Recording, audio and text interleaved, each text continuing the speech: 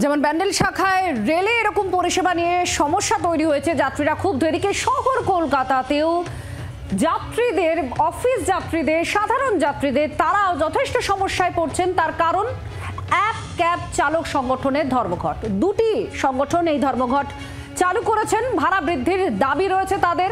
অফলাইনে ধর্মঘটের জেরে দুর্ভোগ পোহাচ্ছেন যাত্রীরা। অয়ন ঘোষাল আমাদের প্রতিনিধি আমাদের সঙ্গে রয়েছেন, তার সঙ্গে কথা বলবো। অয়ন, কি দাবি রয়েছে, যে দাবি পূরণ না হওয়ার জন্য তাদের এই ধর্মঘট?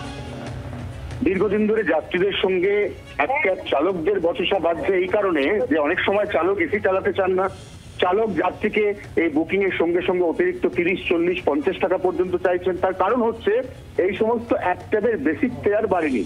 বিশেষ করে কলকাতার বুকে যে দুটি মূল এক ক্যাব চলে, দুটি সংস্থাই কিন্তু রাষ্ট্রায়ত্ত বাইরের সংস্থা, এবং এক্ষেত্রে এই সংস্থাগুলি এখনো পর্যন্ত এখানকার রাজ্য সরকারকে এই মর্মে কনভিন্স করাতে পারেনি যে এক ক্যাবের বেসিক ফেয়ার অন্তত 15 থেকে 18% পর্যন্ত বাড়ানোর প্রয়োজন, যাতে রাজ্য সরকার, রাজ্যের পরিবহন দপ্তর এই যে প্রস্তাব, এই প্রস্তাবে সম্মতি দেন।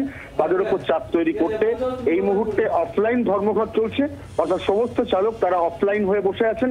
অন্তত 40% এক ক্যাব কলকাতা শহরের রাস্তায় কম চলছে, যা সরাসরি ভোগান্তির মুখে পড়তে চলেছেন অগণিত যাত্রী, যাদের যাতায়াতের ক্ষেত্রে অন্যতম প্রধান ভরসা এই এক ক্যাব।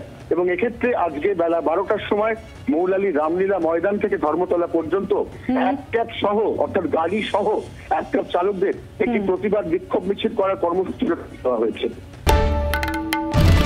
বাংলার আওয়াজ, বাঙালির আবেগ, জি 24 ঘন্টা।